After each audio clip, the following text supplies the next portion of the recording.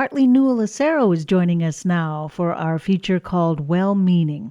Hartley is a board-certified health and wellness coach, and she covers a different topic each month. Good morning, Hartley. Good morning. Nice to have you in the studio. Thank you. All right, so we're going to be talking about something near and dear to my heart, right? But why don't you tell folks what the health-related topic of June is? Yes. So in the June issue of Northern Wilds, my article is entitled More Than Pets. And so it is about the beloved animal companions in our lives and the really significant impacts that they can have on our health. Let's start with the positives. Yeah. Okay? Yeah. So what sort of health benefits are you referring to? So we know that there are measurable mental and physical health benefits. Some of them are things like decreasing feelings of depression and anxiety and stress, increasing feelings of unconditional love, increase in senses of calm and peacefulness. They also offer a sense of purpose to the people that are caring for them.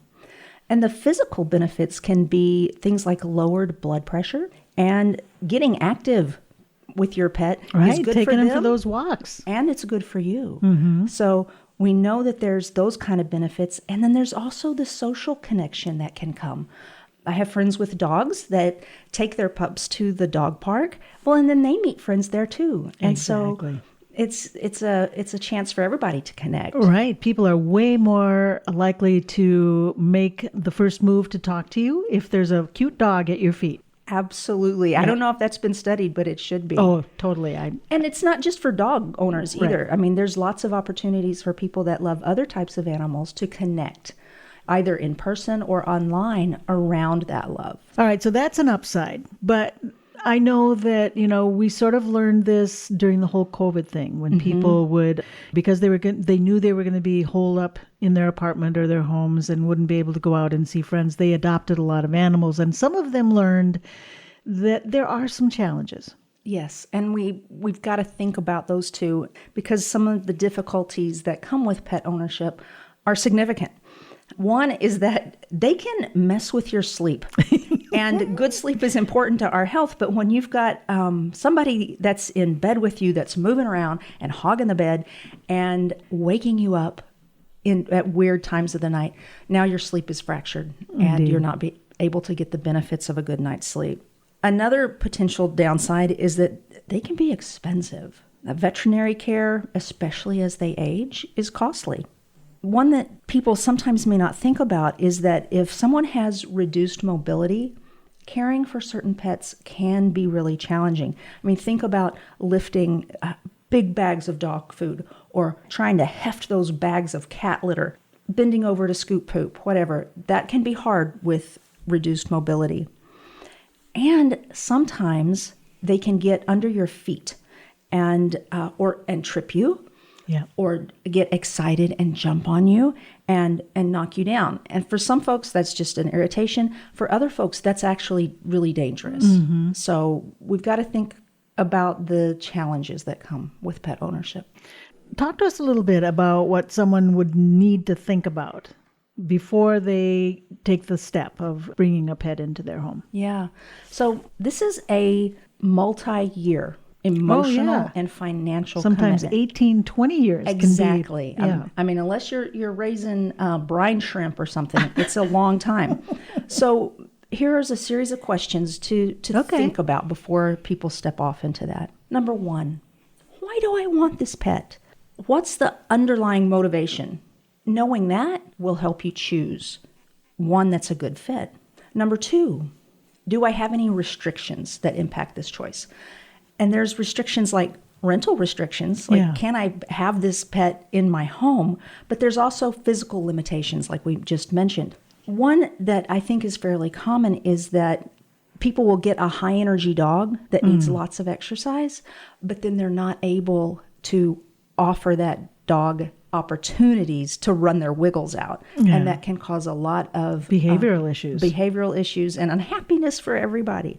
Number three, can I honor the commitment of time that good care will entail, both on a day-to-day basis and for the animal's whole lifetime?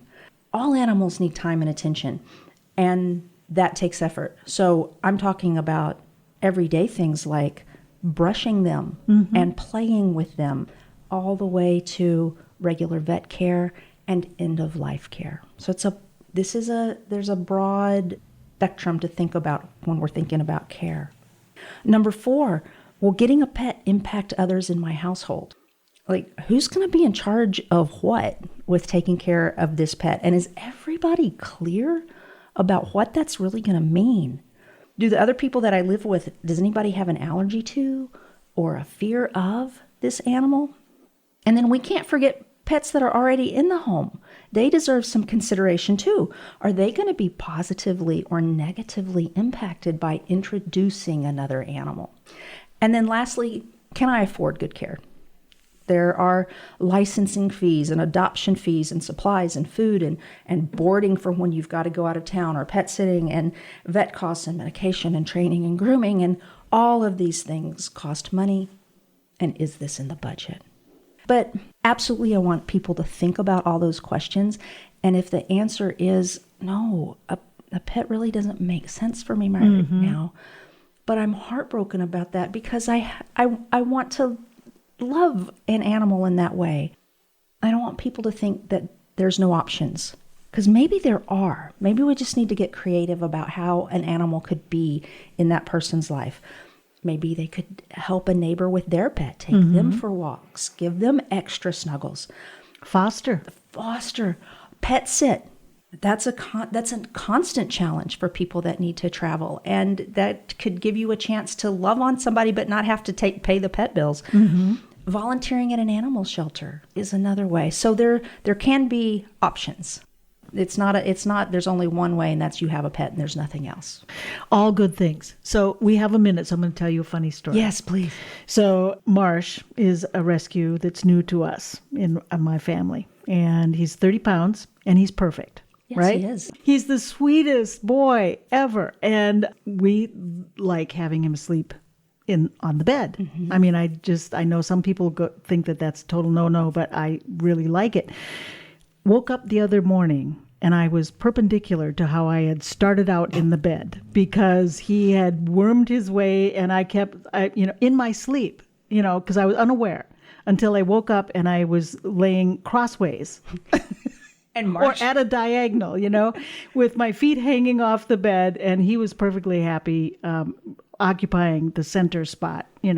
Sleep, for people who have sleep issues, that is definitely something to consider. But when you get them, if you have a kennel and put it right by your bed and make them sleep in that, they still have the benefit of being close to you overnight, but you can get some pretty good sleep. So I just thought. Yes. Our cat Duncan that we got from Animal Arrowhead Rescue, for some reason, thinks that we want to know when the sun has risen. And he will just come in and make an announcement really loudly. It's up. And you should be too. And then he goes to sleep. But he just wants us to know. Yeah. I don't know why. But yeah. Aren't they something? They are. Oh my gosh. Well, Hartley, thank you for this. I can't wait to hear what the next month's topic is going to be. So if somebody wants to read your article in Northern Wilds. Yeah, they can. It's online, or it's in the paper version, and they can go to my website.